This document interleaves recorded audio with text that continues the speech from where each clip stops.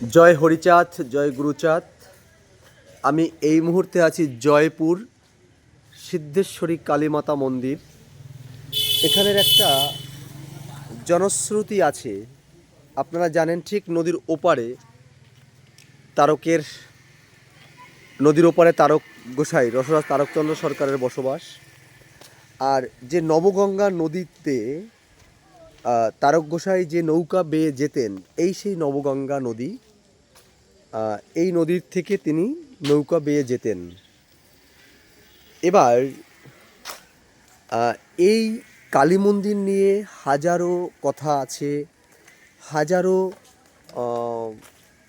জনশ্রুতি আছে।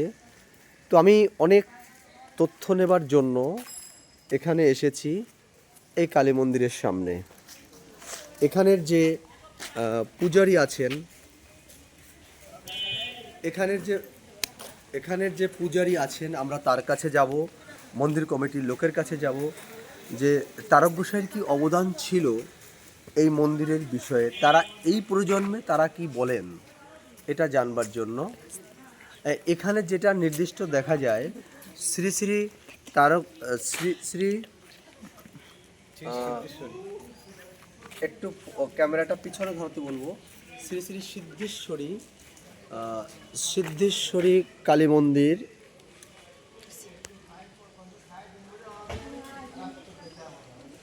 শ্রী শ্রী সিদ্ধেশ্বরী কালী মাতা মন্দির স্থাপিত 1025 বঙ্গাব্দ। এবারে এই মন্দির অনেক জনশ্রুতি আছে তারক রসরাজের, যেহেতু তিনি কবিগান করতেন। আর আমরা এটা জানি যে যারা কবিগান করতেন তারা সবসময়ই একটু কালী ঠাকুরের ভক্ত ছিলেন। বংশ পরম্পরায় এদের নীতি নির্ধারিত এরকম একটা চিন্তাভাবনা আছে। তো সেখানে এই ঐতিহ্যমণ্ডিত চিন্তাভাবনা, ঐতিহ্যমণ্ডিত ভাবনার অধিকারী এই অঞ্চলটার পুরো নামটা কি? লক্ষ্মীপাশা কালী মন্দির। লক্ষ্মীপাশা কালী মন্দির, আর ওপার হচ্ছে জয়পুর, আর এটা হচ্ছে থানা লোহাগড়া, জেলা নড়াইল, যেটাকে আগে আমরা বইতে পেয়েছি যশোরের অধীনে, তাই তো? যশোর লক্ষ্মীপাশা কালী মন্দির এটা বলা হতো আগে। এবার আমরা আমাদের মধ্যে পেয়েছি আমাদের পূজারীকে, আমরা তার কাছে যাব। এবার হচ্ছে এখানে কি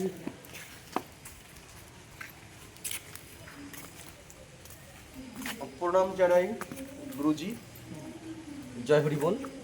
আপনার নাম কি? সুকান্ত চট্টোপাধ্যায়। আপনার কাছ থেকে আমি কিছু তথ্য জানতে চাচ্ছি। এইটা কি, এই গাছটা? এটা পঞ্চবটি বৃক্ষ।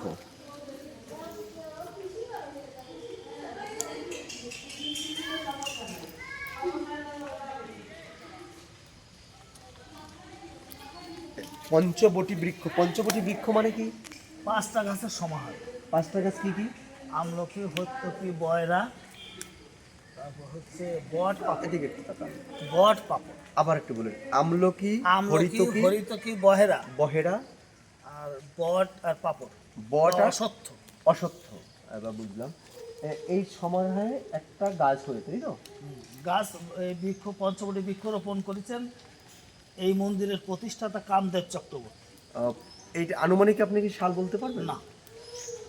আচ্ছা, মানে আনুমানিক এই মন্দির প্রতিষ্ঠা 1025 বাংলা। 1025। আর তো আপনি কামদেব চক্রবর্তীকে বলছেন, তো সেই সময়ের কথা। তাদের বংশধর কি এখনো আছেন? কোথায়? এই লোকের পাশে। আচ্ছা, আপনি মন্দিরে কতদিনের দায়িত্বে আছেন? আমি, আমার বাবা বা আমাদের গুরুদেব, ওনাদের সহযোগী হিসেবে প্রায় 30 বছর। আচ্ছা, আমি একটু বলবো যে ক্যামেরাটা মন্দিরের দিকটা ঘোরাতে, একটু ঘুরে আসতে করে মন্দির দিকটা, এখন যেখানে মন্দির আছে একটু ঘুরিয়ে দেখাও, আস্তে করে ঘোরাও। আচ্ছা, এখানে এই যে ঢিলগুলো দেখা যায়, এরা মানত করে ভার। এটাকে ভার। আচ্ছা, এদের যে মনোবাসনা পূর্ণ হওয়ার উদ্দেশ্যে বাধা মনোবাসনা পূর্ণ হলে তাদের পরে আবার খুলে আকাঙ্ক্ষা দেবে। তাদের আকাঙ্ক্ষা পূর্ণ করবার জন্য। হ্যাঁ এইটা হচ্ছে বর্তমান মন্দির। হ্যাঁ আচ্ছা, এখন এই যে পঞ্চবটী বৃক্ষ, এটা কি পাঁচটাই আছে এখন? না একটা এটার নাম কি? হরিত এইটা হরিতকি গাছ। হরিতকি পাওয়া যায়? হ্যাঁ আচ্ছা, এবার আমি যেটা বলবো, আপনার এই কথাটা কিন্তু হাজার হাজার মানুষের শুনবে। আপনি জানেন যে এই কালী মন্দিরকে ঘিরে, হুম। মুখ ক্যামেরা দেখাতে অসুবিধা আছে? না না এই এই কালী মন্দির ঘিরে হাজারো জনশ্রুতি আছে। যেমন তারক গোসাইয়ের মেয়ে সেজে, মানে এখানে যে কালী মাতা জাগ্রত সেটা প্রমাণ করবার জন্য, বা এটা শুনেছি যে কালী মাতা নিজে নাকি তারকের হাতে শাখা পড়েছে। এটা কি আপনি শুনেছেন? তারকের হাতে না, শাখারুর কাছ আচ্ছা। থেকে শাখা পড়েছে। আচ্ছা মা মেয়ের রূপ ধরে আচ্ছা শাখারু যাচ্ছে, শাখারুর কাছ থেকে শাখা পড়েছে। আচ্ছা। শাখা পড়ার পরে যখন শাখারুর টাকা চাইছে, হুম তখন বলছে কি যে ওই উপার যাও, উপার তারক আমার বাবা, হুম তারকের কাছ থেকে তুমি টাকা নিয়ে যাও। আচ্ছা যাই বলো, শিখের ভিতরে হাড়ি আছে, 3টে হাড়ি, মাঝের হাড়িতে টাকা আছে, তার থেকে টাকা দিয়ে দিছে। হুম ঠিক আছে, তখন তারকের কাছে যে বললি পরে শাখারু তো বলছে যে মশাই আমি তো এখন বিয়েই করিনি, তো আমার মেয়ে আসে কোথায়? আচ্ছা তো বলছে কেন, ওই উপার ওই মন্দিরের পাশে একটা মেয়ে শাখা পড়েছে, বললো তারক আমার বাবা। হুম বলে দেশে শিখের ভিতরে হাড়ি আছে, তার ভিতর টাকা। হুম তখন গোসাই যায়, দেখে যে সত্যি শিখের হাড়ির ভিতরে টাকা। হুম তখন উনি অনুমান করেছেন যে তাকে তো মা। হুম। তখন ওই ঘাটে এসে খুব কান্নাকাটি, যে তুই শাখারুর কাছ থেকে শাখা পড়লি, আমি তোর এত আরাধনা করি, তুই আমারে দেখা দিলি না, শাখারুরে দেখা দিলি, তো তুই শাখা পড়েছিস, ঠিক আছে আমার একটু দেখা। হুম। তখন এই নবগঙ্গায় হাত উঁচু করে তার উপরে দেখাইছিলেন মা। এই নবগঙ্গা? এই নবগঙ্গা, আচ্ছা, এটা আমাদের জানা আছে, ইতিহাস যেটা বলে আমরা এটা কি এলাকায় জনশ্রুতি? হ্যাঁ সবাই জানে কাহিনী। হ্যাঁ হ্যাঁ, এই কাহিনী সবাই। এবার আপনাকে দ্বিতীয় প্রশ্ন করব, যে এইখানে কালী মন্দির ঘুরে নদীর দিকে মুখ হওয়া, এবং অনেক কবিয়াল এই কথা বলেন যে কালী মন্দিরের মুখ এখনো নদীর দিকে ঘোরানো, কিন্তু আমি এসে কিন্তু কোথাও নদীর দিকে মুখ ঘোরানো না, কালী এই মন্দির দেখতে বিষয় পাইনি। এই বিষয়টা আমাদের জানা নেই, আমরা শুনিও নেই কখনো। আমরা শুনেছি মানসা কালীবাড়ি, ওই মন্দিরের পিছন দিয়ে এরকম নদী, ওই মাঝি শাড়ি গেয়ে যাচ্ছে, হুম। তো মাঝিরে বলতেছে যে তুই তো ভালো শাড়ি কেন গেছ, তা আমরা শুনে যা। তো বলছে তোমার দরকার তুমি ঘুরে এসো না। তাই মানসা মার মূর্তি নাকি এদিকে একটু ঘোরানো, আর ঘাটটা ঘোরানো, এইটুকু আমি জানি। এটা কোথায়? এটা বাগেরহাট মানসা। বাগেরহাট মানসা। এই কালী মন্দিরটা এখনো আছে? হ্যাঁ জাগ্রত, সেটাও জাগ্রত কালী আচ্ছা, মন্দির। আমি একটু বলবো যে এই মন্দিরটার চারপাশটা একটু রান করেও দেখানোর জন্য। আজ যে পুরোহিত মশাইকে আমরা সঙ্গে পেয়েছি, তো বংশ পরম্পরায় আপনার বাবা ওখানে আমার বাবা পূজারা হিসেবে ছিলেন, হ্যাঁ। তার অবর্তমানে আমি এখন দায়িত্বে আছি। আচ্ছা, আমাদের হরিভক্তরা দেখুন, মানে যেটা প্রথম মন্দির, আনুমানিক 1025 সালে প্রতিষ্ঠিত। 1025 সালে প্রতিষ্ঠিত হলে এই মুহূর্তে কত হতে পারে? এটা হচ্ছে 1431।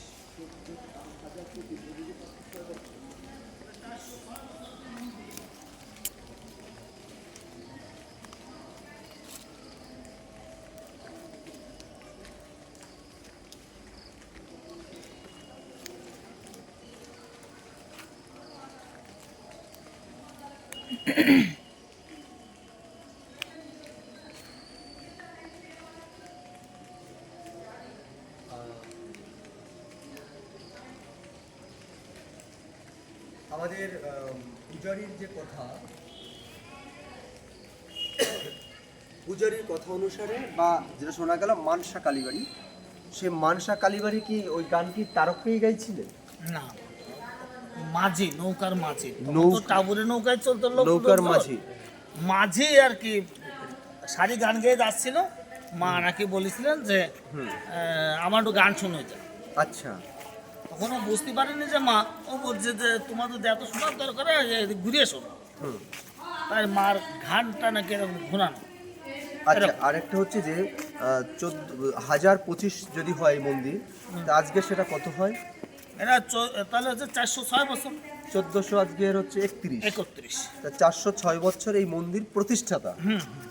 আচ্ছা। আর আর কামদেব চক্রবর্তী এখানে আসছেন তারও আগে। হ্যাঁ, যেহেতু তিনি সাধনা করেছেন। কামদেব চক্রবর্তীর জন্মস্থান আছে ঝিকরগাছা ঝাপা এলাকায়। ঝিকরগাছা ঝাপা এলাকা। উনি জীবনের বিভিন্ন সময় বিভিন্ন জায়গায় মায়ের সাধনা করেছেন। হ্যাঁ। সর্বশেষ এখানে এটা গভীর অরণ্য ছিল, এখানে পঞ্চবটি বৃক্ষরোপণ করে বৃক্ষের নিচে বসে উনি ধ্যান করেছেন। 86 বছর বয়সে উনি সাধনায় সিদ্ধি লাভ করেন। হ্যাঁ। তারপর মার আদেশে মাকে প্রতিষ্ঠা করেন। আচ্ছা, কারেন্ট নেই? না, দুর্ভাগ্য আমার যে আর ভক্তদের আমি দেখাতে পারলাম না আসল বিগ্রহ। তো আমি চেষ্টা করছি কোনোভাবে দেখানো যায় কিনা। একটু দাদা যাও, সাহায্য করো, আমি এখানে থাকছি। পূজারীকে সঙ্গে নিয়ে যাও, পূজারীকে সঙ্গে নিয়ে যাও। আপনার সামনে সামনে আসেন, সামনে দাঁড়ান, আমি লাইট দিতেছি। ঢোকা যাবে? না, ঢোকা যাবে না।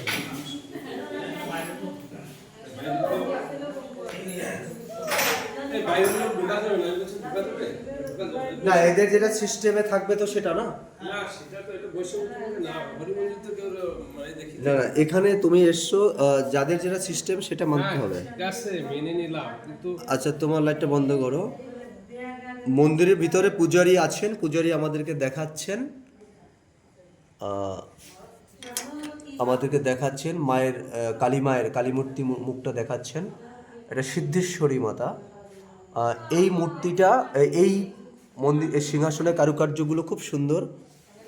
সিংহাসনের কারুকার্যগুলো, গোসাইকে ধন্যবাদ জানাই আমাদেরকে এইভাবে দেখানোর জন্য, সাহায্য করবার জন্য। এটা আমাদের দক্ষিণেশ্বরের মায়ের মূর্তিটার মতো হয়েছে, তাই না? এটা দক্ষিণাকালী।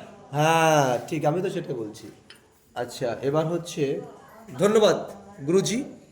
তো এখানে এই মন্দিরের ভিতরে যেটা বুঝলাম, আচ্ছা আপনাদের বাড়ি এখানে? ওদের বাড়ি না। আপনারা এখানে আসছেন তাই তো? এই মন্দির তো খুব জাগ্রত, তাই না? আচ্ছা গুরুজি, ওপাশেরটা কি? ওটা শিব মন্দির আছে। আচ্ছা, আর এখানে পুজোর সময় শুধু ওই পুজোই অনুষ্ঠান হয়? ওই পুজোটা কবে হয়?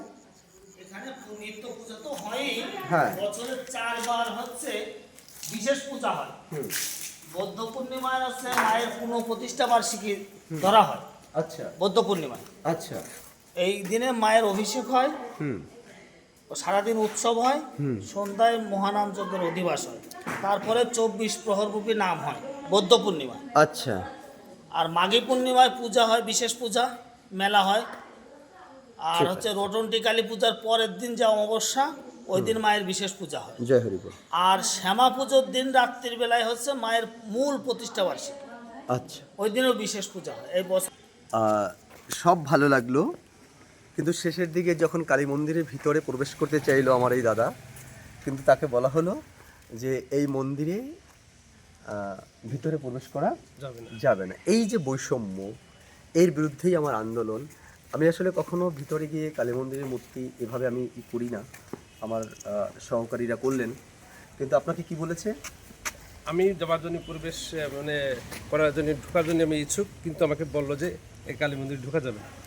কারণ হচ্ছে আপনি ছোট জাত, উনি হচ্ছেন চ্যাটার্জি, আপনি হচ্ছেন বিপুল, কি নাম কি আপনার? আমি বিপুল বিশ্বাস। বিশেষ, আপনি ছোট জাত, এরা এটা জানে। আপনি অচ্ছুত গোলাম, আপনি চণ্ডাল।